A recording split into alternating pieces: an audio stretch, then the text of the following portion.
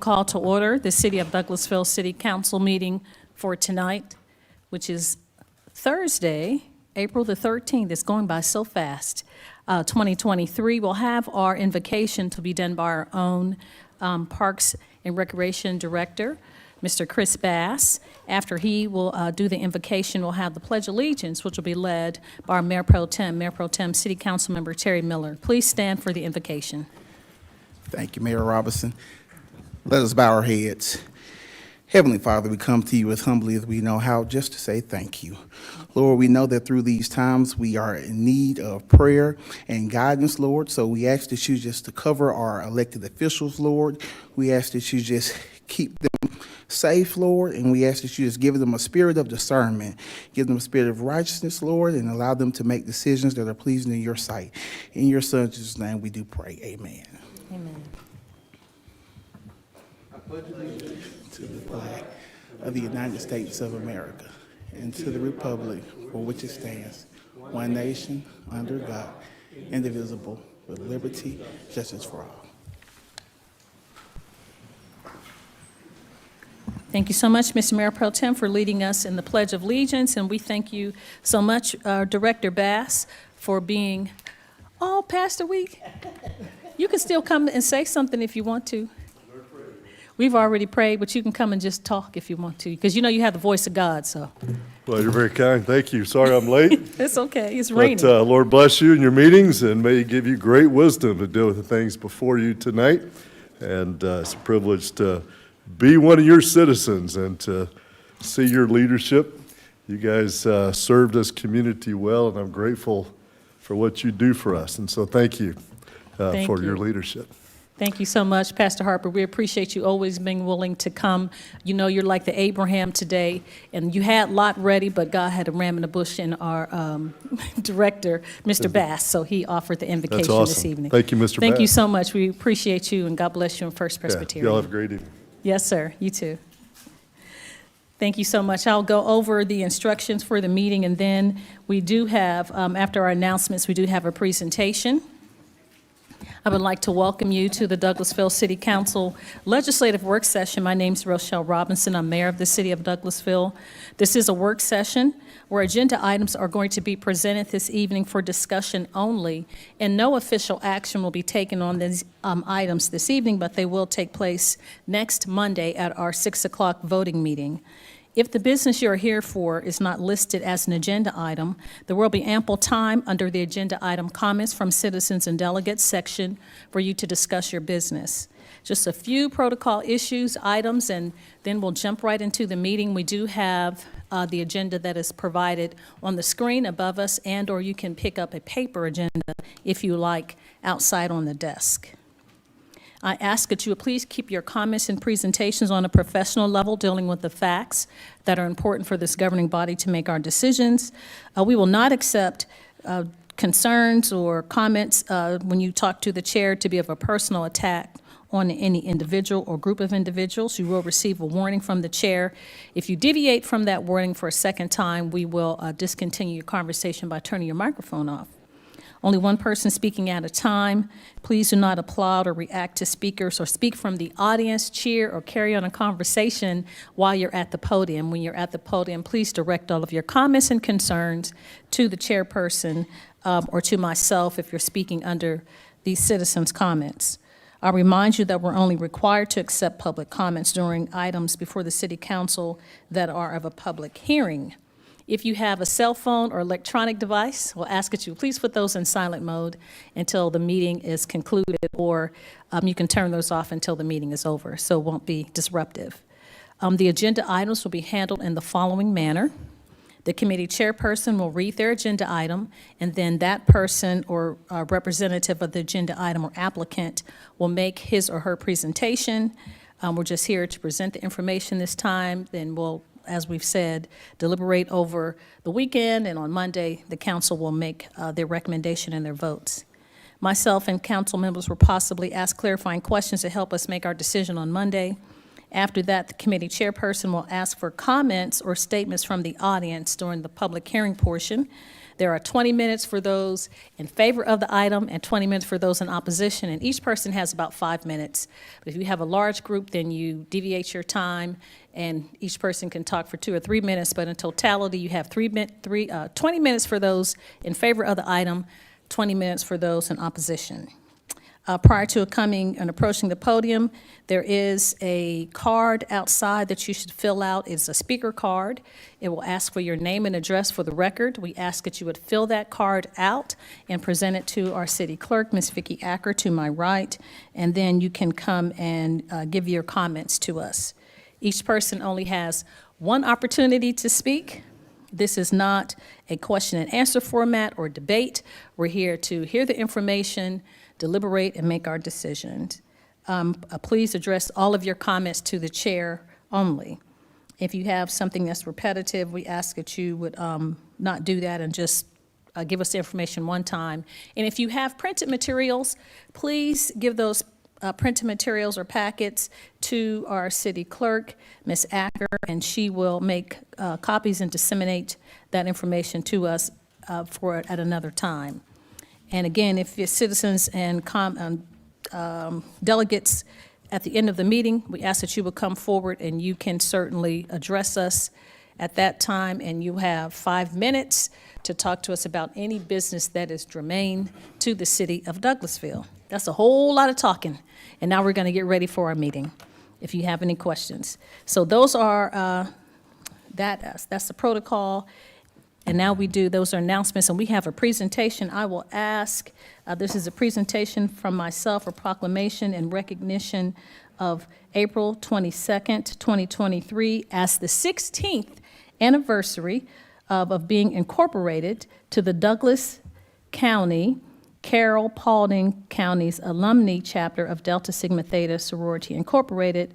And we'll have Dr. Elaine Thurman, the president, come forward, and after she receives a proclamation and may have some words to give, we'll ask the entire chapter to come forward, the representatives from the chapter to come forward and speak to us. Now, this is 16 years of being in the community, but Delta Sigma Theta has been around since 1913, so they've been here a very long time, and in the United States and all over internationally, but in the community for 16 years. I'll read the proclamation, and then we'll have words by Dr. Thurman, and the chapter will come forward after that, and we'll take a picture with myself, the council members, and chapter representatives.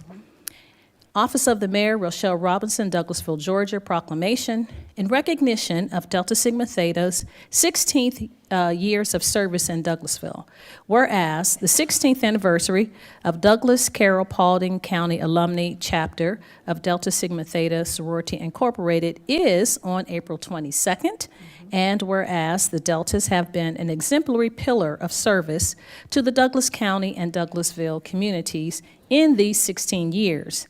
And whereas that service has included providing school supplies to Douglas County schools and the Boys and Girls Clubs, organizing a blood drive with the American Red Cross, partnering with the Cobb and Douglas Public Health to organize an on-site HIV testing and educational event for the communities, providing gift cards for youth in the youth in Douglas County Boys and Girls Club, and operating in the Operation Christmas program with Superior Court Judge Bo McLean, and volunteering with Share House and Youth Against Violence, hosting the community baby shower, donating to Toys for Tots, and supporting partners in education, amongst other things. That's a whole lot.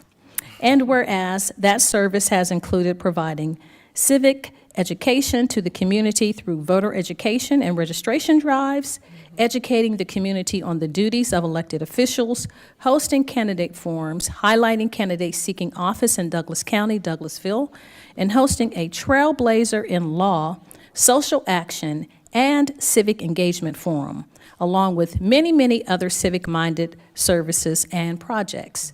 Now, therefore, I, Rochelle Robinson, Mayor of the City of Douglasville, and on behalf of the Douglasville City Council and the citizens of the city, do hereby recognize the Douglas Carroll Paulding County Alumni Chapter of Delta Sigma Theta, Inc., Incorporated for their 16th anniversary and wish them continued success in their endeavors in the city of Douglasville. So proclaimed this 13th day of April 2023. Let us give them a hand for their service. And Dr. Thurman is the president. If you'd like to address us in the community, you certainly are welcome. Yes, and I'm going to ask my sisters to stand with me. Okay.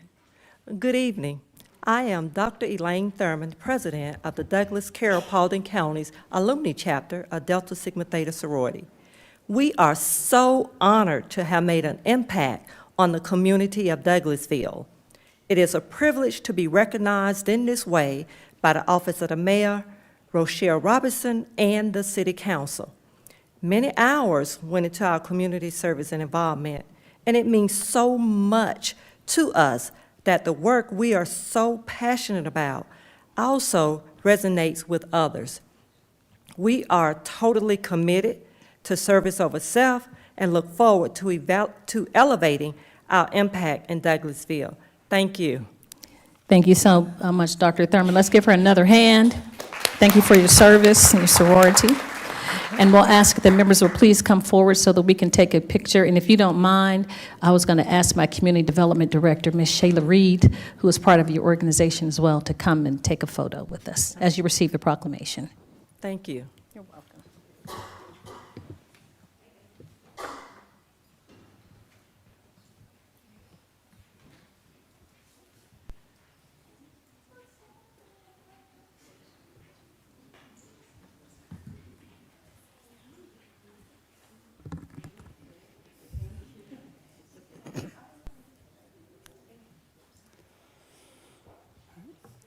I'm going to have to ask everybody to step back toward the dais just a little bit. There we go.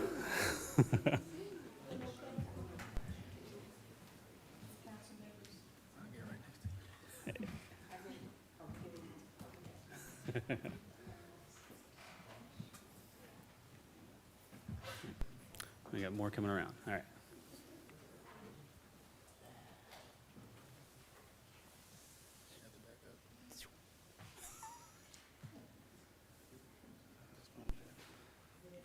All right, everybody's piling on this end. I'm going to have somebody come down to this end. Squeeze in nice and tight.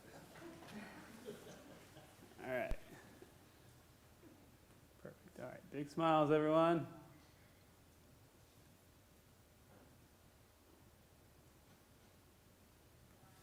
Did you get it? Yep. All right. Excellent.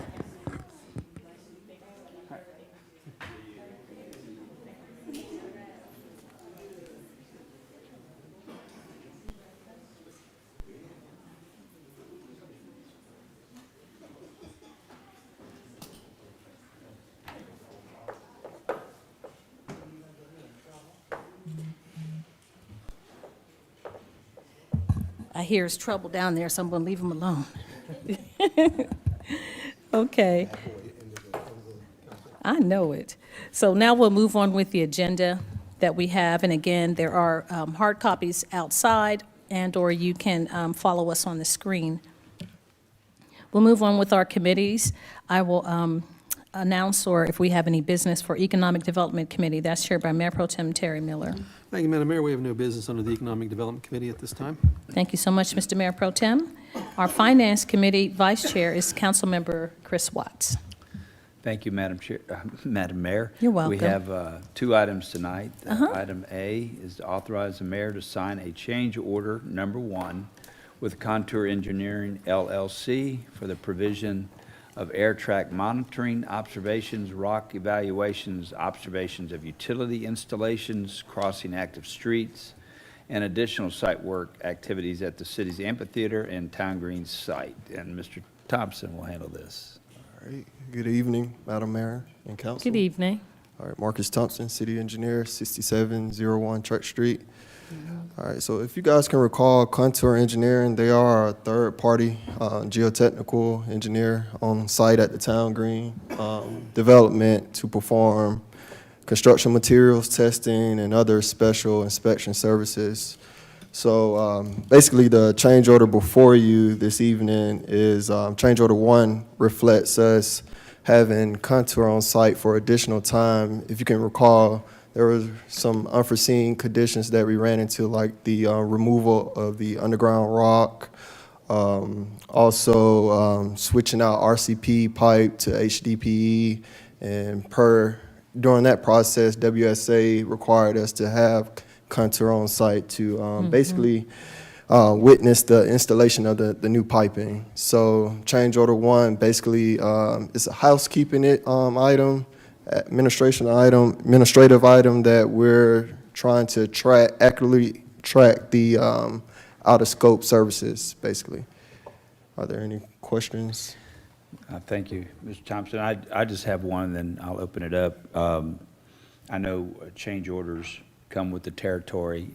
Do you see us getting towards the end of that potentially as we get nearer to the end, or As far as as more change orders in our future? Oh, yeah, as far as Contour Engineering is concerned, yes, this should be the, and like I said, it's just a housekeeping item that we're trying to get all the records in place. We're trying, basically, after the removal of the rock and all the additional services, Contour was able to accurately depict what additional services was required. So with that being said, we're trying to basically just record that on paper formally. So, Okay, thank you. Mayor Pro Tem, I see your hand. Thank you, Mr. Chair. Marcus, can you explain what air track monitoring is? basically, air track monitoring is basically, say for instance, you're just monitoring like if you're opening an open excavation and just making sure there's nothing polluting the air, basically. Making sure you have a gas line or? Yeah, yes, sir. In relation to any type of gas line or any existing stormwater infrastructure. Does that include radon testing as well? Or? I will have to follow up with you on Monday. Okay. And this is all. This is change order is going to Contour. This is not going to the contractors. No, this is just Contour. Being that those. That this is not. Folks need to understand this is not the general contractor's. No, change sir. order. This is for just our consultants' third-party geotechnical engineer. And being that we ran into all these unforeseen conditions, we have to have them on condition. We have to have them on site more. I'm sorry. We have to have them on site than what was proposed in their original agreement, basically. This is more of the inspection costs, not the actual. That's correct. Which we've already paid for the work. Yep, that's correct. Okay. All right. Just want to make sure everybody's And clear on that. also want to point out, too, that we're not asking for an additional cost. There's no additional cost associated with this. We're basically just making a budget move, that this is budgeted within the overall contract, Okay. construction project. Yep. Thank you. Appreciate it. Thank you, Mr. Chair. Madam Mayor? Thank you so much, Mr. Vice Chair. Thank you, Mr. Thompson. So I'm going to ask questions in just a couple. You're the engineer, so you know I'm just regular. I need to understand what's. So you were saying, first of all, is this in the contingency? Is it the change order? You said it will not affect the budget? Well, it's actually not. We're not going to the contingency at all. Okay. We actually have money that was left over that was budgeted for, say, I'll give you a good example for permitting. So we're going to make a budget move, take money that was allocated for permitting and move it over to construction testing, stuff Okay. like that, and take care of That's these good. I additional like that. expenses. Yes. I like that. And the other one is, you said geotechnical. Is that like rocks or? Yeah, that's anything that has to deal with the movement of earth, the earth, soil, rock. Yeah. Okay, see, I knew you would know the answer. I thought it was like rocks. And we have run into a lot of rock, and that's the issue, really, is a lot of stone and rocks and all that in the area Right. for where we're building, and that's adding on to all this construction and change orders and stuff. Okay, That's correct. thank you so much. Thank you, Mr. Vice Chair. Yes, ma'am. Anyone else? Okay, if it's all right with the council, I'd like to place this on the consent agenda for Monday. Is that all right? All right. Item B, authorize the mayor to sign change order number 2 with Contour Engineering LLC for the provision of additional on-site special inspections and observations at the city's amphitheater and town green site. Mr. Thompson. All right, and this one is pretty similar to the first change order. The only difference is just at what phase of the project we experienced unforeseen conditions. So the change order before you is in relation to, don't know if you guys recall, Steve and myself, Steve Morrow with CPS, we presented a change order that reflected unsuitable soil. So with that being said, we needed Contour on site for additional time to provide testing and other inspections. And then also I want to point out too that with these unforeseen conditions, it's also delaying the project. So with that being said, Contour will have to be on site more than what was presented in their original agreement. So change order 2 just reflects those additional services and for us to track everything accurately. Marcus, will this come out of contingency, or will it be funded the way the previous one you described? Yes, the similar way, similar to the way I described previously. Okay. Yes, sir. So it'll come out of money left over from permitting and other things? Yes, sir. Okay, thank you. Any questions? Yes, Councilman Davis. So what are we looking at now with change orders? So they gonna come pretty rapidly, right? I would say that it would be the opposite, because we can see the light at the end of the tunnel. So with the project, so I say we should not be receiving any additional change orders. That we're near completion, basically. Okay, thank you. Any other questions or comments? I'd like to place this on the consent agenda also for money, if that's okay. Thank you, Mr. Thompson. Appreciate it. Madam Mayor, that's all I had tonight under finance. Thank you so much, Mr. Vice Chair. We'll move on then to the next committee, which is item number 7, Housing and Community Affairs Committee. That's chaired by Councilmember Dr. LaShawn Burdanley. Thank you, Madam Mayor. We have You're one welcome. item tonight, and the item reads as follows. Authorize the mayor to sign the local government approval on behalf of the city of Douglasville in order to meet the Georgia Department of Community Affairs requirement for consideration of a grant request from Share House Incorporated for emergency shelter funding and assistance. Ms. Smith? Good evening, Mayor and City Council. I'm Teresa Smith, 8460 Courthouse Square East, Douglasville, Georgia, 30134. I'm coming before you this evening to request your authorization for Share House to submit a grant application under their emergency shelter program. These funds would assist us with things like staff, utilities, food, things that we need to operate the shelter. They require local government approval in order for us to make the submission. The maximum amount that we can request through this grant opportunity is $70,000. Thank you, Ms. Smith. Now, is this different from what we do annually, the letter of support? Is this? Yeah, this is different. We actually have not made application under their emergency shelter grant probably since 2017. They made some changes, and with our particular emergency shelter setup, we were not able to meet those requirements. Okay. However, I found out in January of this year that they have made some changes to that made us eligible again to submit application. Oh, that's because we used wonderful. to submit application All every the year. time. Okay, that's wonderful to hear. So it's just a letter that you're requesting from the city, so there's no obligation from the city as it relates to a match, no funds? No. Okay. They just require me to get permission. Yes, ma'am. Local approval in order to submit All right. it. Thank you. Are there any comments or questions from our mayor and council? Yes, Mayor. Thank you so much. Robinson? Yes, ma'am. Thank you, Madam Chair. It's good to see you, Ms. Teresa. We appreciate it. There's really no question. I just wanted to thank you for what you do for the community and having a safe haven for women and children to be able to, that unfortunately have been suffered through domestic violence, to have a place to come, and that you all have been a blessing to that part of our community. Could you tell us how long you've been in existence? Over 33 years. Wow, that's a Yes. long time to serve. And how long have you been there? You're too young to have been there 33 years, so No, maybe 10. but effective this month, it will be 18 years. Wow. Where does time go?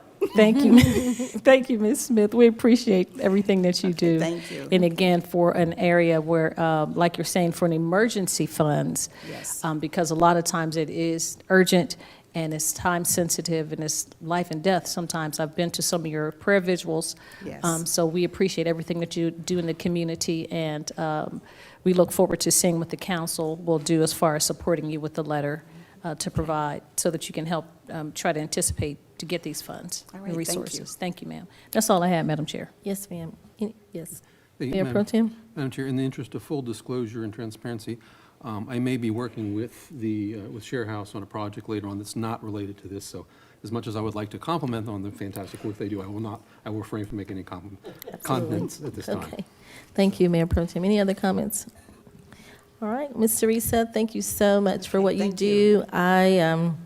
I didn't really know all of what encompasses your position until I had a family member that utilized your services, and the caseworker at the time was trying to get in touch with you. It was like midnight, and you answered. I said, oh my gosh, when did she sleep? So I just want to say thank you. If it is okay with our mayor and council, I'd like to put this on the consent agenda so that, Ms. Teresa, you will not have to come back on Monday. Is that okay? It All looks right. like there's.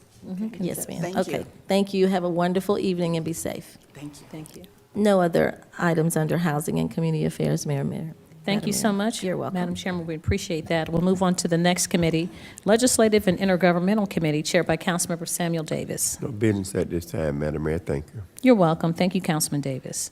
Personnel and Organization Committee, chaired by Councilmember Chris Watts. Thank you, Madam Mayor. We have no business tonight in Personnel and Organization. Thank you, sir. Planning and Development Committee, the Vice Chair is Councilmember Dr. LaShawn Burdanley. Thank you, Madam Mayor. We You're have welcome. several items tonight under Planning and Development. Yes, ma'am. The first item is authorize the mayor to execute a quitclaim deed granting any and all interest of the city of Douglasville in 0.39 acres of residual right-of-way to SP Jewelry LLC in consideration of the sum of $6,597.24 paid by SP Jewelry LLC to the city of Douglasville. Ms. Jordan? Good evening. Good evening. So this was an item that was discussed previously at the last round of council meetings and executive session. This is a small strip of right-of-way located on the west side of Durley Lane. And we have a fair market value amount that has been offered by an adjoining property owner to purchase that right-of-way, that excess right-of-way from the city of Douglasville. We have no use for it, and it is such a small parcel of property that it does not meet the requirements for a public auction. Thank you, Ms. Jordan. Do we have any comments or questions from our mayor or council? Yes, Councilman Watts?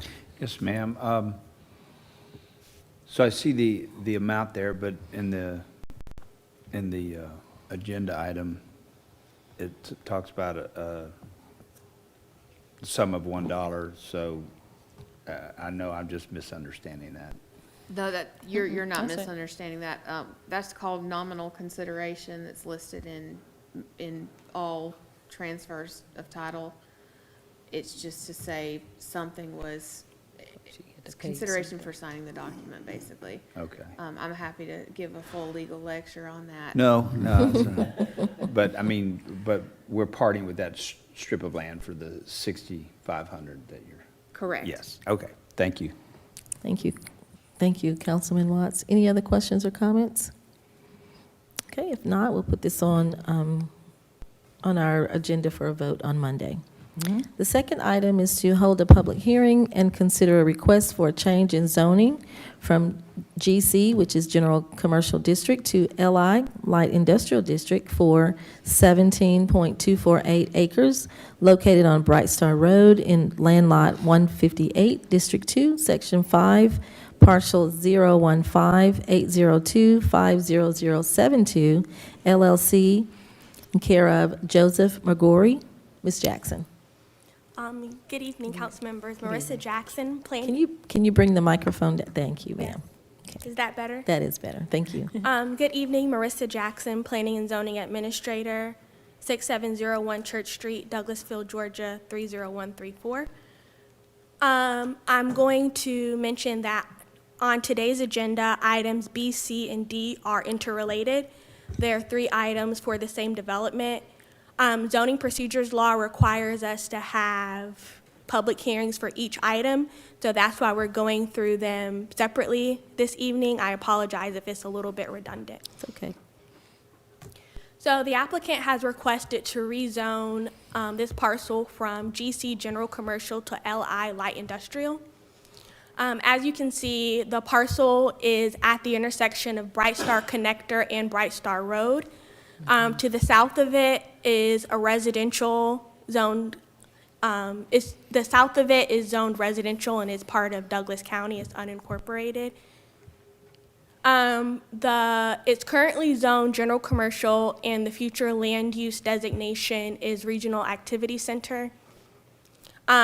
We have 2 site plans here. The one on the left shows that they're going to have 2 buildings that are proposed to be used as warehouses. You can see that there are 2 proposed entrances. One is in alignment with Bright Star Connector, and the other one is a little bit farther south. On the site plan, it also shows their detention areas. It shows employee parking, a truck court, and then it also shows a piece of the parcel that was recently subdivided so that we aren't creating an island in Douglas County that isn't connected to the rest of the county. This is a proposed elevation of the site, and staff recommendations are to include an additional buffer at least 75 feet, and that's so that there's some distance between the industrial use and the residential use that's remaining in Douglas County to the south. On April 4th, this had a planning commission hearing, and planning commission recommended denial. Okay. And that concludes my report. Thank you so much. So do we have the Mr. Joseph McCory here? Does he have any comments or anything before I call for a public hearing? Attorney. Joe Fowler here for Mr. McGorry. Good evening, everyone. Post Office Box 49 in Douglasville. Good to see you all again. We'll make, if we may, one presentation for all 3 items. They're linked up, and I'll explain a bit of that as I go along for the next couple of minutes. You may recall that Mr. McGorry successfully rezoned and now has completed a similar building inside the city limits on Blair's Bridge Road. It's just to the east of what was formerly the paintball field, and we're glad it's gone so that it won't hit his brand-new building. That added, I think, that project, $17 million to the digest. And by the way, that project, which is very similar to this one, fully leased prior to the completion of the buildings. So there's a demand for this type of structure. He'll explain more of that in just a few minutes. As noted, the particular project involves 2 tracks right there on Bright Star Road. First is the city portion. It is, and it doesn't look the way this does. They stand north like this, north and south. It's a 17.44 acre tract. It's inside the city, and as you'll see, it's right where the Bright Star Connector intersects with Bright Star Road. And then to the west of this, immediately adjacent to the west, is 15.3 acres. That's in the county. That 15.3 acres is before you tonight for the annexation. And then the 2 combined tracts, which will total just over 32.5 acres, are here for rezoning to light industrial. Importantly, as you'll know, this is adjacent to the large industrial area that has developed there on Bright Star Road in the last several years. The city property, as well as the county property, has been vacant for decades. And the only thing on the property currently is that gas line that dissects it. You can actually see it on the drawing on the right. It's what looks like a roadway passing east and west. That is the Colonial Pipeline. That has been, as you might imagine, a detriment to the development of this property for decades. However, Mr. McGorry has developed a site plan that works around the pipeline and will enable a significant portion of the project to be developed in the city adjacent to all those other light industrial projects that are either now developed or on the drawing board. This project, when completed, will be estimated at $35 million. The 17 acres in the city, as noted, is currently zoned CG, that's general commercial. The 15-acre annexation parcel is zoned residential in the county. But there's some interesting backstory to this that I mentioned some time back. This property is part of the estate of a gentleman by the name of Marvin Nodvin, now deceased. He was a lawyer in Atlanta. Joel probably remembers him. The property is now in his estate, and it's owned under a limited liability company known as Marsand Douglasville. When the Bright Star connector first broke ground in 2008, he was approached because a good portion of his property would be a portion of what would become the Bright Star connector. In anticipation of the construction of the connector, the city annexed some of his property near Bright Star, including the 17 acres that's before you tonight. And Mr. Nodvin reached an agreement with the city to donate a large tract of land that became part of the connector, along with some drainage easements and some slope easements for construction. And he did all that in exchange for the city's agreement to give him a credit of $540,000 to go towards future development impact fees and/or building permits. And that was in exact exchange for the $540,000 worth of real estate that he had given up for the connector. The $540,000 was going to be used for the development of the 17-acre parcel that's before you tonight. However, Mr. Nodman had only until August the 1st, 2017 to utilize that credit. And because the market was dead in that area during that period of time in which the agreement had been reached, he first asked the city for an extension so that that $540,000 could be used as he was developing the 17-acre parcel. But that was denied by the council at that time. Now, you remember all of that. It came up several months ago when we were before you asking for permission to proceed with the annexation. The annexation parcel is essential because the 17 acres standing alone as a commercial property just never developed, particularly with what was happening all around it, in that it's what has now become an industrial corridor. And so what is necessary was the annexation of a portion of the county piece, 15 acres, to make a parcel which together is suitable for industrial use. In 2017, you'll remember, speaking of that, the sort of the halo of the industrial development all around it, it actually started in 2017 when the city first approved for the Silverman Company the developments on Bright Star Road, where there now are two major buildings, one a little over 400,000 square feet and another at 300,000. And then to the east of those, a 500,000 square foot building that is between the Bright Star buildings and Highway 5. South of the Bright Star connector, the city has approved the development of industrial buildings on the entire 98 acres.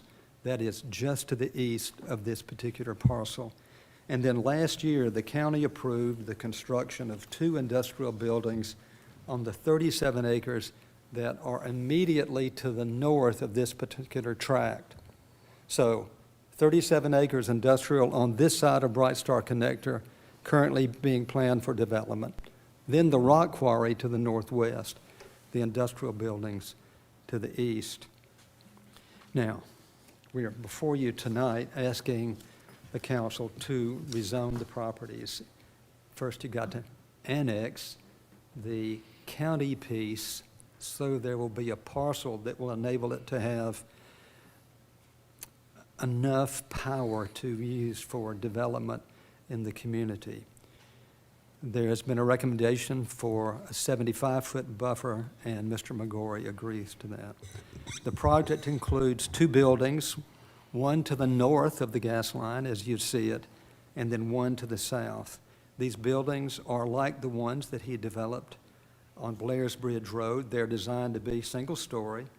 The buildings will be what I described a moment ago as flex space to serve a variety of business service applications in more shallow warehousing with multi-tenants in each building. These multiple-use facilities include things like office warehouse users for things like logistics, light assembly, research development, things of that nature. There will be an office component to each one of those. They are more narrow than the normal warehouse distribution facilities, which would otherwise limit the types of use that you see on Bright Star Connector currently. It is correct that the City Planning Commission voted it down on it was a tied vote 2-2, and the chairman broke the tie. He said that the problem would be we don't need any more trucks. But the types of trucks here are very different than the types that would otherwise serve those other buildings. There was no opposition to the project before Planning and Zoning Commission from the public in the area. Okay. Mr. McGorry can answer questions, but he's got a bit more to say about the nature of the uses on the project. So thank you very much. Thank you so much, Attorney Fowler. Mr. McGorry? Thank you so much, Madam Mayor, City Council. My name is Joe McGorry, 910 Davis Bend, Alpharetta, Georgia. Pleased to be in front of you again, and happy with the success we've had with you guys as our partner on Blair's Bridge Road. I think that's a pretty good analogy for what I would expect to happen here. I am a developer focused on industrial, but I've focused on shallow bay warehouse and business service center type products throughout Atlanta and Florida. My experience has been that these are needed for the more organic businesses in a community. Local businesses or regional businesses that are really looking for space. Typically, they have a 5 to 10% office quotient, so you do need to provide some parking for that. While there are dock doors on the building, and that is part of the design, often many of them are not used. And that's been my experience this cycle for sure. I just finished a project in Fairburn, Georgia. It was an 82,000 square foot building. A group called Carolina Handling took the whole building. They only put 5 dock doors with equipment in. The rest of them aren't used at all. In fact, they've sealed them off, and they service forklifts for the area down around Fairburn and that whole submarket and the south side of Atlanta. Similarly, a project I just recently did in Conyers, that Red Bull, the distributor for Red Bull, the local distributor, took 30,000 square feet, and they're using small panel trucks that are coming into the site. So there's no real, I think occasionally they come with the big truck for the drop off the drinks, but most of it is the local distribution for that aspect of it. Record storage is another one sometimes that you see in a facility like this. Again, it's minimal traffic, where people come and, if you're an attorney or a medical person, maybe you would pull a file down. I'm just trying to think. That's kind of the description. I mean, I'll be happy to answer more, specific questions on the product, but it's been a good product as far as risk-wise. It really, because it can accommodate a lot of users. For me personally, it's not like the million square footer that is a very binary, clientele that could take it. When you need 1 million square feet, you're either going to need it or not need it. And it worries me sometimes when I see the big boys, and not to dissuade anybody else for that or hurt their chances later. But I prefer to be in the smaller arena and serve a lot of different customers and clients. Thank you very much. Thank you, Mr. McGorry. Do we have any questions from our Mayor Robinson or council members? Madam Chair, Vice Chair. Yes, Councilman Watts. Couple questions. So the trucks would not be, the tractor trailer type trucks? It would be more box type trucks? Or I don't want to say there'd be no tractor-trailer trucks. I think the frequency of them are very infrequent compared to what maybe you see in the Silverman project. They're deeper buildings, they're made for warehousing. That is really what their specific job is. My product will have people come in. A good example would be Goodman. They do air conditioning units. You may be familiar with the company. They have a truck that comes, on a bi-weekly basis, drops off a bunch of units, and then local guys come in and take those units and install them in houses or other businesses. So I think it could be more panel trucks probably that you would see. But I can't say there'll be no trailers, but there could be, because there could be some, but I do think it'll be less with this product type. And certainly, like I said, when you see all those dock doors, each of them has dock equipment. The dock equipment costs about $8,000 per door. Tenants are very aware of the economics of that, and they don't install dock equipment they don't need. So if you don't put the dock equipment in, the door really can't be used for distribution, because when you pull the truck up, it's concrete. You can't really get it to line up. You need that dock equipment to make the back of the truck line up with the dock door. Well, also, it was mentioned that the one entrance, and I'm looking at a rendering on page 36, one of the entrances would be directly across from the Bright Star connector. And so I kind of wonder, there's not a light there right now, trucks pulling in and out. People kind of pick up some speed in that particular area. So I just wonder about trucks coming in and out of there, and whether or not that area is going to need a light at some point. So I don't know who that Ms. Jackson, or I don't know who that question is directed at, but I just kind of, that's one of my concerns, that trucks would be pulling in and out, and that particular area of traffic moves pretty fast, because a lot of people are cutting over there to get over to, yeah.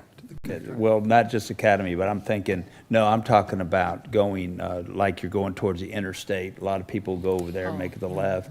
Anyway, and that could be for further discussion. I just wanted to bring that up. Coach, I think I can add something to that.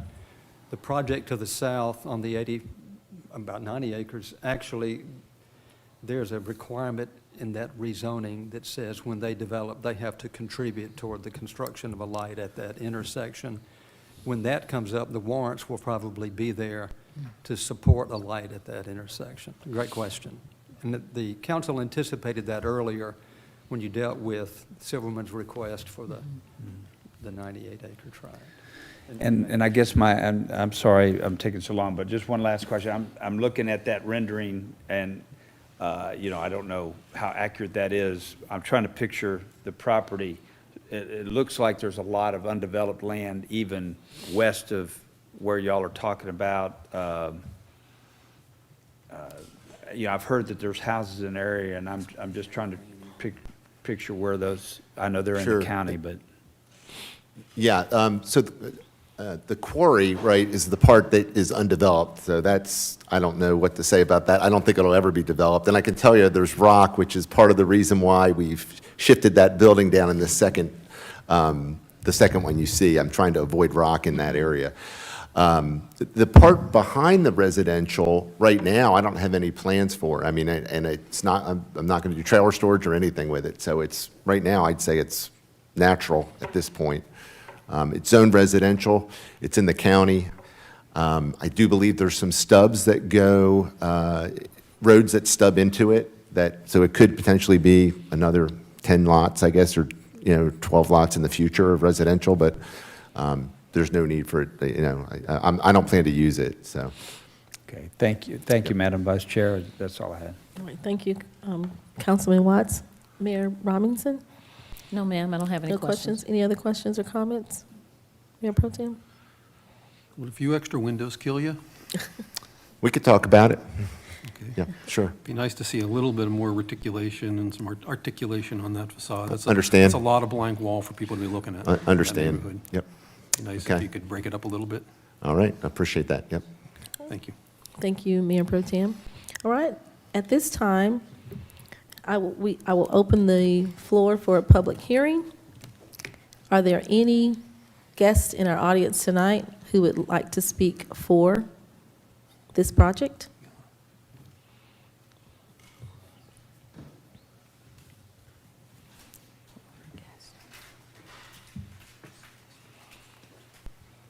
Cindy Welch, 3002 Concord Way, Douglasville, Georgia. I'm not necessarily for it, but I'm not opposed to it. I just have some questions. When Bright Star Connector was first in, there was very little traffic on it. And now people have realized, hey, we can use that and stay off of Highway 5.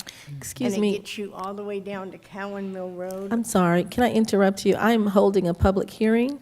Can you please save those comments if you're not for it or against it until citizens' comments come up? Oh, All right, thank you. well, I mean, I can be either one. The public hearing is for those that are for or against. Well, I can say I'm for. Okay, then say it. Say it, that's I what mean, you do. Like I said, I don't oppose the rezoning. Or you don't agree, that's fine. So you're for it, yeah, this is the for moment, go ahead. Okay, but the Bright Star Connector is much busier than when it was first put in. And they're going to have a road directly across. So I'm hoping that they will put a traffic light in there, as well as an decel lane or an accel lane for additional traffic. Because if you ever come through Bright Star Connector and you want to make a left turn onto Bright Star Road, you're going to sit for a long time.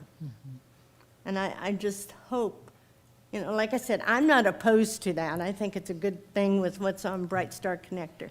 But I'm worried about the traffic, and there will be trucks coming out of there. So the city needs to look at left turn lanes, decel lanes, and a traffic light. Thank you so much. All right, are there any guests in our audience tonight that is against this development? All right, I do not see any, so I will close the public hearing at this time and go to the next item. Item C is to consider a petition to annex 15.321 acres on Bright Star Road in Land Lot 158, District 2, Section 5, parcel now or formerly known as Parcel 73, partial ID known or formerly known as 015-8025-0073, and being identified as proposed Track 1 on a plat recorded at Plat Book 41, page 615, Douglas County, Georgia Deed Records. Application by Native Development Group, LLC, care of Joseph McGorry. Ms. Jackson. Point of order, quickly. Apologies for the interruption. We actually need to consider item D before item C under the state zoning procedures law and the state annexation law. That would allow for Both public. an unfavorable, well, there's no decision being made tonight, but if, just keeping in mind for our voting meeting, we do need to reverse the order of items C and D. Okay. But the presentations can move forward tonight. All right, thank you so much. Ms. Jackson? Thank you. So we received a request for annexation. As I mentioned earlier, items B, C, and D are related. The parcel to be annexed is currently part of unincorporated Douglas County. It has a zoning of low-density residential. And as you can see, it's adjacent to the parcel we discussed earlier today. The applicant has satisfied all of the requirements to pursue the annexation. They have subdivided a 75-foot strip along the western parcel to avoid creating an island, to avoid creating a island that is not connected to other parts of the county. As I mentioned, the current zoning is low-density residential. And here's the site plan again that we mentioned earlier. You can see how the development encompasses both parcels. And again, the elevations, and that concludes my report. Thank you, Ms. Jackson. Do we have any comments, Mr. Attorney Fowler? Thank you. Just very briefly, appreciate the city's approval for our proceeding with the annexation. The county did not oppose it. The annexation portion, this 15 acres, is what makes the project work. We would appreciate your favorable consideration on Monday night. Thank you. Thank you, Attorney Fowler. Mr. McGlory, did you want to make any comments? You don't have to, just, okay. Do we have any comments or questions from our mayor and council? Okay. If not, I will go on to the last item. Hold a public hearing and consider a request for a change in zoning for RLD Residential Low Density District County to LI Light Industrial District City for 15.321 acres located on Bright Star Road in land lot 158, District 2, Section 5, partial now or formerly known as partial 73, partial ID known or formerly 0158-025-0073, said property being identified as proposed tract 1 on a plat recorded at Plat Book 41, page 6, am I reading? Oh, page 615, Douglas County, Georgia Records. Application by Native Development Group, LLC, care of Joseph McGlory. Ms. Jackson. Okay, and this is the last one for this collection, for this development. This request for rezoning would essentially be to assign a zoning designation to the parcel that is to be annexed. The applicant is proposing, again, light industrial, so that the two parcels, the one that's currently in the city and then the one that is being annexed from the county, have the same zoning designation for the ease of development and use. So again, the same presentation, two parcels, and the site plan. Staff is proposed elevations. Staff is recommending, again, on this second zoning request, a 75-foot buffer so that there's some distance and some space between the low-density residential to the south that's still part of Douglas County. And this item went before the Planning Commission for recommendation, and again, they recommended denial since these are two of the same development. Thank you, Ms. Jackson. Attorney Fowler, any comments? Mr. McGlory, any comments? Comments from our mayor and council? Yes. Very quickly. Yes, ma'am. Mayor Thank Robinson? you. Mayor Thank Robinson? you so much, Madam Vice Chair. Yes, ma'am. And so the understanding for this particular item is that if the zoning is, or if the annexation is approved, then this zoning will change from low residential density to light industrial to mimic what is in the city from Yes, the ma'am. county. Yes, Okay. ma'am. Right, thank you so much. Thank you, Madam Mayor. Councilman Watts? Yes, ma'am. So the Planning Commission, Ms. Jackson, they had the same reasoning in their mind. It was traffic. Yes, sir. Truck traffic. Yes, sir. They noted concerns about the saturation of industrial uses in the area. They discussed concerns about truck traffic, and then they discussed concerns about the adjacency to some residential uses. Yes. And I didn't see, you mentioned that the chairman had to break the tie. Was that the case in this particular? Not that it matters, but I just was curious. How'd they vote on that? They voted the same, sir. Okay. All right. Thank you. Thank you, Councilman Watts. Any other comments? If not, I'd like to open the floor for a public hearing, although these are three different, I'm sorry, did someone have a question? I'm sorry. Yeah, I'm sorry, Councilman Miller. Thank you, Madam Vice Chair. Yes, ma'am. I just wanted to make sure I'm understanding this correctly. So once all three well, all three would have to be approved for this project to move forward. And then I'm assuming that that the two parcels would be combined into one. for Yes, this? ma'am. We would recommend a combination plat that would combine the parcels. They'll have the same ownership, and they'll be developed together. Okay. And my apologies, I was kind of lagging a little bit trying to understand completely where this project is going exactly. And now that I have a better understanding of it, I understand, and I don't see anything else going there. But I have to kind of agree with Ms. Welsh back there, and on needing that red light right there, because the traffic is kind of crazy on that road if you're going down through there. And I was wondering if there's a way to, I don't know, maybe with the red light to funnel more of that truck traffic onto the Bright Star connector to kind of keep it off of, what is that, the south end of Bright Star where there's more residential, to kind of keep it on the north part of Bright Star. I don't know if that's a possibility. Does that make sense?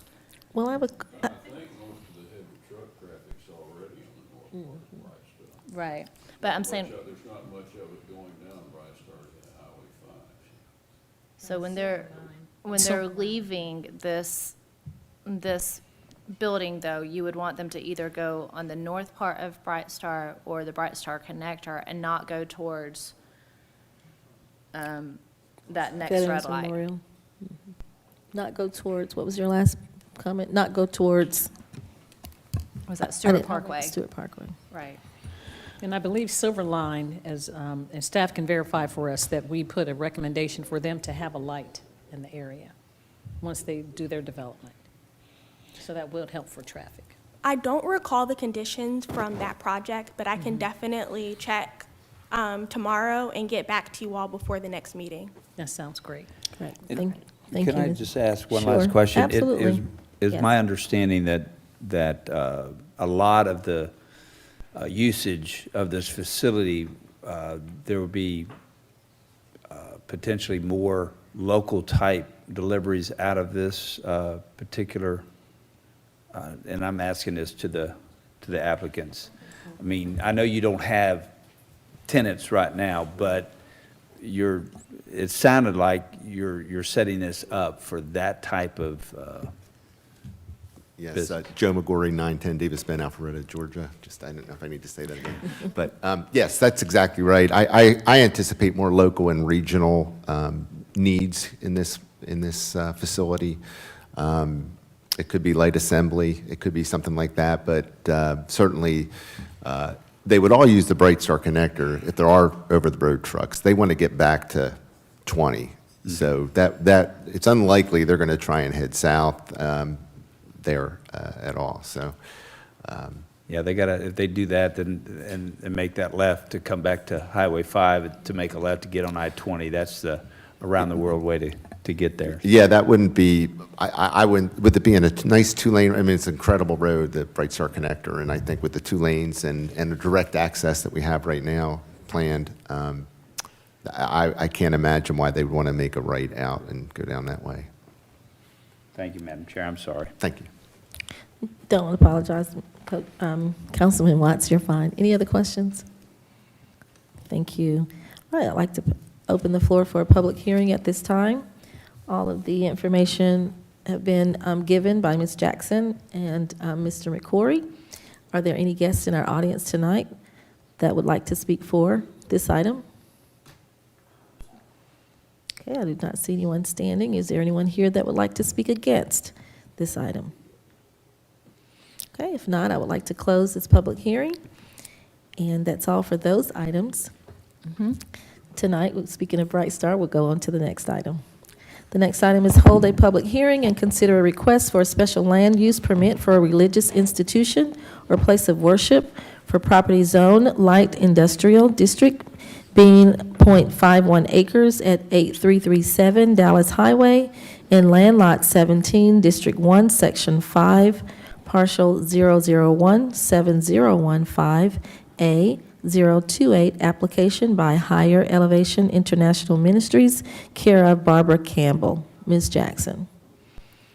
As you mentioned, the applicant would like to request a special land use permit for a religious institution. The site is currently at the intersection of Dallas Highway and Parker Street on the corner. It is a commercial plaza with space for 3 tenants. One tenant is an automobile tinting operation. Another tenant is a office space for a wholesaler, and the last space is vacant, and that's where the applicant is hoping to locate the religious institution. The site is currently zoned LI, light industrial, according to the Unified Development Ordinance. To operate a religious institution in the LI zoning district, you're required to obtain a special land use permit, and that's why we're here today. The future land use at this site is traditional residential. And there was a slight issue on this item with the parking requirement. There is a shared parking requirement between the 3 businesses. So the religious institution would only be able to meet the parking requirement on Saturday and Sunday, according to the parking guidelines in our Unified Development Ordinance. Therefore, staff is suggesting a condition that states the church is only able to operate on Saturdays and Sundays when they're able to meet the parking requirement. And that concludes my report. Okay, do we have the applicant here, Ms. Barbara Campbell?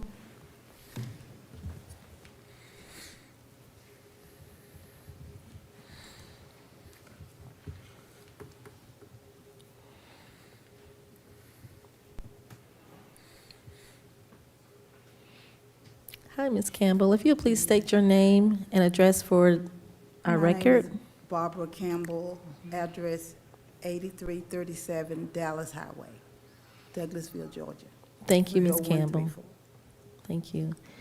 Do you have any comments that you would like to make? Yes, I do.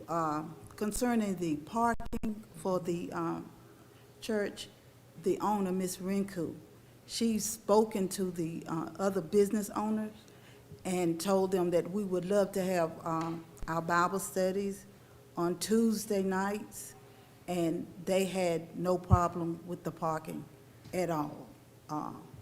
This is the 3 brothers that's next door to us, and the tent company down on the other side.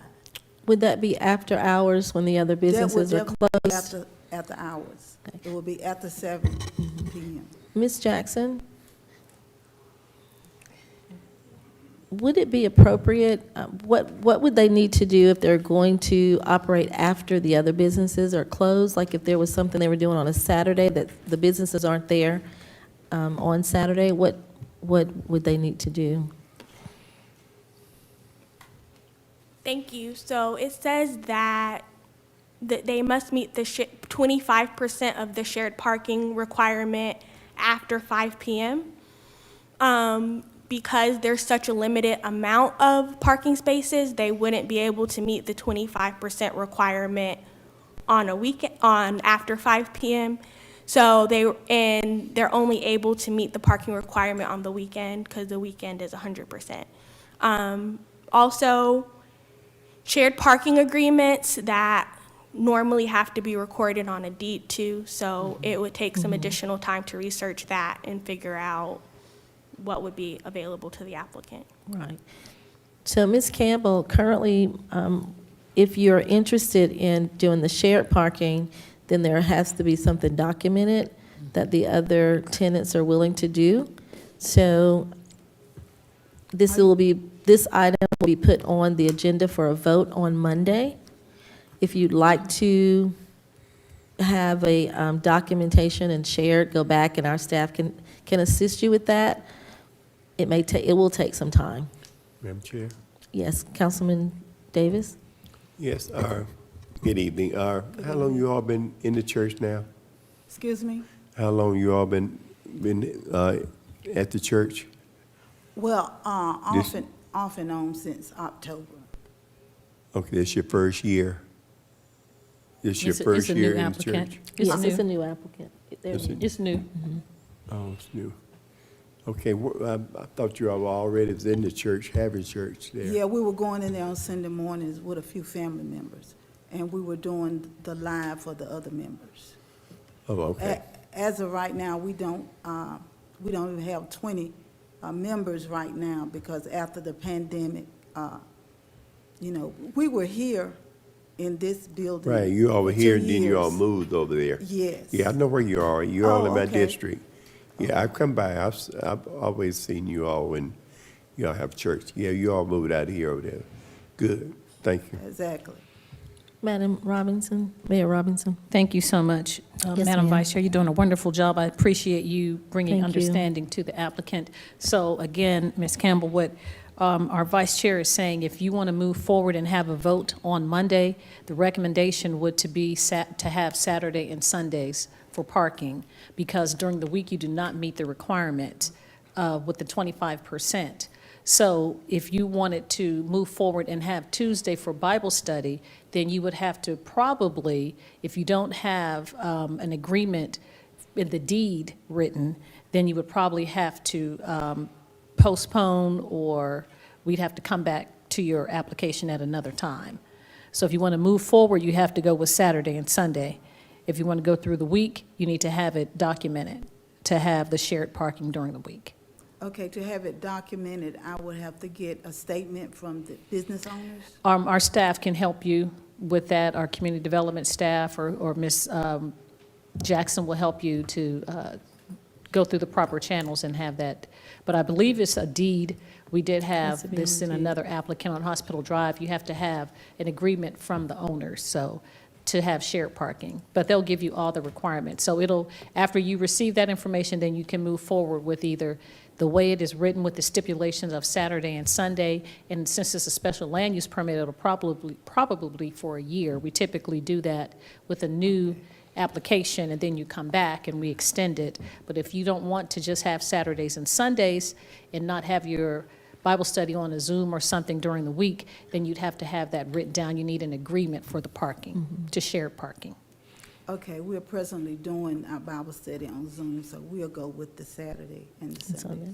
Okay, well, it's your choice. If you can get it in writing before Monday, then that's fine, but if not, then it's your choice to make. But those are your options. Okay, thank you. Councilman Watts? Yes, Thank you, Madam Mayor. Ms. Campbell, are y'all already in the building now doing worship? Yes, sir. Okay, all right. So, yeah, well, staff will do a great job of getting y'all through that process so we can get this done. Thank you, Ms. Bottom, Vice Chair. Yes, sir. Do you have any other comments? No, I don't. No, okay. All right, thank you so much. Thank you. I would like to open the floor for a public hearing for this item. And open the floor, do we have any guests in our audience tonight who would like to speak for this item? If so, please come up. There are cards in the back if you have not filled out one. Our clerk also has one. State your name and your address for the record. Thank you. Billy Local, 6700 Church Street. I'm standing on the behalf of Higher Elevation Ministry. I'm just standing in for support for my pastor. And I just wanted to add to, just to say, y'all are welcome to come out and worship with us on Sunday mornings at 10 o'clock. You know, I just wanted to extend that invitation to each and every one of y'all, you know, on the behalf of Higher Elevation. Thank you so much. Thank you. Do we have any other guests who would like to speak for this development or? Yep. All right. So do we have any guests who would like to speak against? All right. If not, we will take this up for a vote on Monday. Thank you so much, Madam Mayor. We have no other items. You did a wonderful job. Thank you, Thank Madam you. Vice Chair. And you Yes, all ma'am. have a high recommendation with Mr. Billy coming forward. That's a good recommendation right there. Yes, sir. Thank you. We appreciate the job that he does with the city. So now we'll move on then to the next committee, which is Public Improvement and Beautification Committee. That's chaired by Councilmember Nicole Miller. Thank you, Madam Mayor. We have no business this evening for public improvement and beautification. Thank you, ma'am. Public Relations Committee, chaired by Councilmember Howard Estes. Thank you, Madam Mayor. We You're have welcome. one item this evening. adopt a resolution to recognize and celebrate April 23rd through the 29th, 2023 as Georgia Cities Week. And it says here we're going to hear from Jason Post, but I don't see him. Here he comes. So Jason will tell us all about Georgia Cities Week. Yes, sir. Thank you. Jason Post, Community Relations Director, 6695 Church Street. This is Georgia Cities Week. This is the same program that the Georgia Municipal Association has been promoting for a number of years now, just to promote the work that cities do and the connection that the community has directly with a city government. The city government is the closest tie citizens have to direct government. It's where they have the most impact. And this is the week to really highlight all that we do as a city government and all that our citizens do as active and involved members of our community. So this is the week that traditionally in the past we've had our second graders come out, 600 and 700 second graders flooding City Hall on their second grade field trips and touring City Hall and doing their mock council meetings. Those are great days. They stopped with COVID and all the field trips, unfortunately. So last year we released our Douglasville Junior program. We worked with the school systems to develop a cute little kids program to kind of offer the same information that they would get from their field trips to City Hall. We introduced them to the different city departments and how the city government operates in a neat little kids program that was played in the classrooms and shared with students as part of their local government curriculum. At the second grade level, this is when they study local government. So we're doing the same thing this year. We just wrapped up today. We finished the production on season 2 of Douglasville Junior. So we've got 5 episodes that we'll release as part of Georgia Cities Week. We'll have 1 release each day on our YouTube channel and on our Comcast channel. And the second graders will be watching them in class throughout that week as well. So we've got 1 for each day. So that's good, fun stuff. We also have a few community events happening that week. I know on Tuesday night, I believe, PD is having a town hall meeting. So we invite all of the community to come out and engage with our PD over at the PD community room. On Friday night, we have a concert on O'Neill Plaza. It is Trey Dahl and try to get it right because it's a mouthful. Trey Dahl and the Jug Time Rag Band. So they are New Orleans blues and jazz. They've got a really cool sound and feel, and they've got a playlist that's everything from modern stuff all the way back to the 20s and 30s in a kind of New Orleans jazz blues kind of style. So it's going to be a fun night of jazz on the plaza. And then on Saturday, Keep Douglasville Beautiful is hosting their spring recycling event at the First Presbyterian Church, the same place and format. They've done it for many, many years. So there's a number of activities. You can visit our website at douglasvillega.gov/events to see all of those activities and anything else that we're doing as a city. There's constantly things going on where citizens can come out and enjoy some activities and engage directly with our city staff and our city elected officials and our police department. This is just a great week to celebrate all the things that cities do across the state and across the country. It's a great time for us to take advantage of it and connect with our citizens. So, any questions I can answer? Thank you, Jason. I appreciate that very thorough explanation, and I'm thrilled to hear all the things that we're doing that week. And I am especially excited about season 2. I look forward to seeing that and winning some more awards for it. Yes. Any comments from Madam Mayor or Council? Okay. Seeing no takers, I would like to put this on the consent agenda for Monday night, please. It looks like that is confirmed. Wonderful. All right, that is all we have, Madam Mayor, tonight. Thank you. Thank you so much, Councilman Estes and Director Post. We appreciate your explanation in that committee. We'll move on then to the next committee, which is Public Safety Committee. That's chaired by Councilmember Samuel Davis. No business at this time. Thank you, Councilman Davis. Recreation, Culture, and Tourism Committee, chaired by Councilmember Chris Watts. We have no business tonight, Madam Mayor, in Recreation, Culture, and Tourism. Thank you so much, Councilman Watts. Technology Committee, chaired by Mayor Pro Tem, City Councilmember Terry Miller. Thank you, Madam Mayor. We have no business under the Technology Committee at this time. Thank you, Mr. Mayor Pro Tem.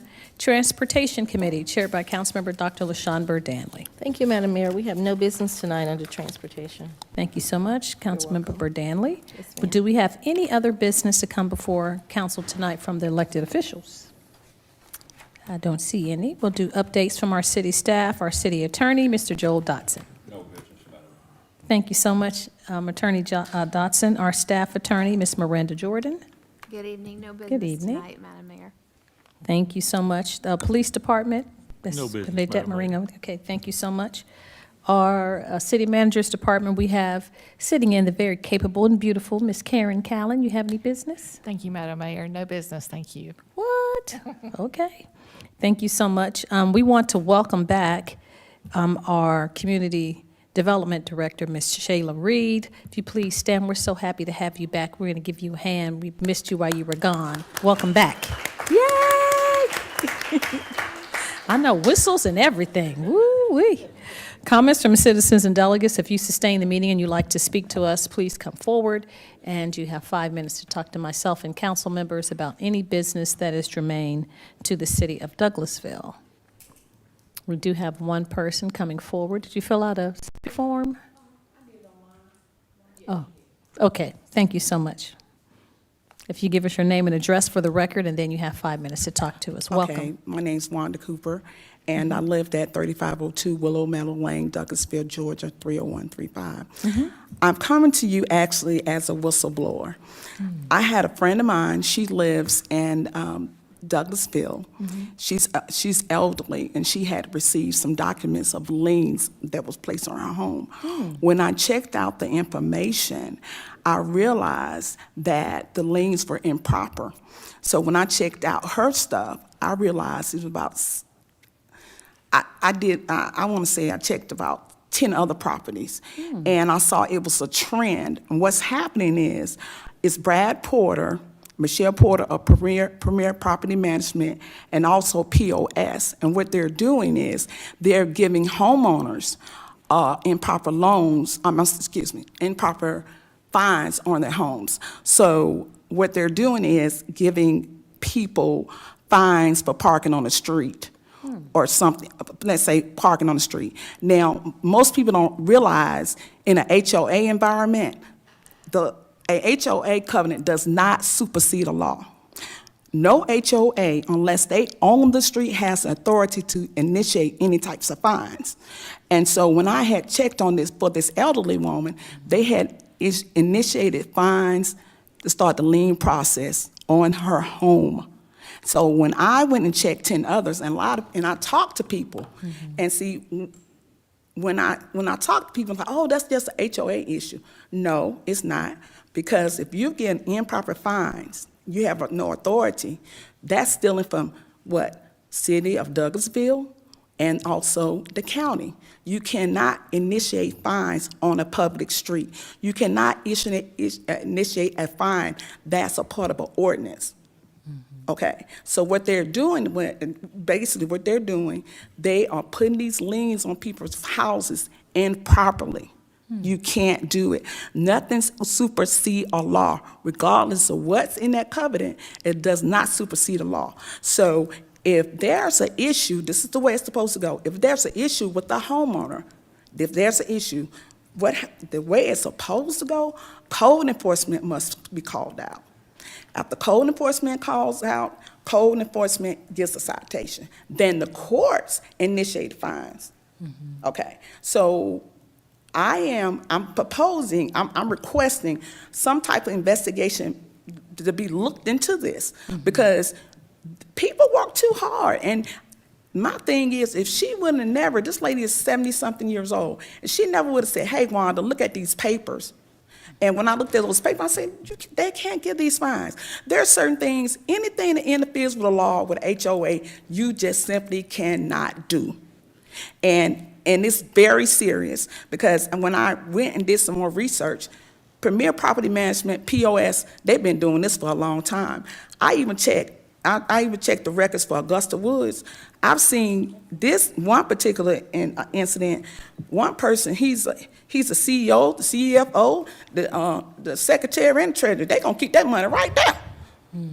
you know, and I'm here, like I said, I'm a whistleblower, I'm a holler it, I'm gonna say it because it's wrong. People work too hard. And see, the thing about it, it's right in front of your face, but if you don't know what you're legally looking at, you wouldn't know. That's me. I read for a living. I've been reading since I was 2. I read the law for a living, so I know what I'm talking about. I'm kind of nervous and I'm upset too because I cannot believe how these people are hiding behind the HOA covenant and they are acting illegally, wrong, stealing from Douglas County. Taxpayers stealing from the city of Douglasville. It's wrong. You cannot do it. You can't take the law in your own hands. Any questions? What neighborhood did you say this was? Pardon me? What neighborhood did you say? One of the neighborhoods is Augusta Wood that I had checked on. This is the elderly lady that I had checked on. But what I'm saying is Premier Property Management have managed a whole lot of property and also on the POS solutions. Okay, but what I'm saying is they have done this for so long and people thinking, oh, it's a HOA. No, it's not. It's criminal. It's stealing. You cannot. You putting liens against people's homes, imposing fines that only the Douglas County has authority to do, or the city of Douglasville has authority to do. To pocket it, that's stealing. Brad Porter, Michelle Porter, Premier Property Management, and POS, they're stealing. Madam Mayor, Yes, point of sir. order, we're not allowed to attack. Do personal attacks, I Oh, apologize. no, okay. Yes, ma'am, I apologize. I was writing down information. So thank you so much. We appreciate it. We'll have our staff look into it. And I appreciate, thank you so very much. You must be that friend. Thank you. Well, thank you. We appreciate it. Any other comments from citizens and delegates? Okay, if we don't have any other comments, then this meeting is adjourned.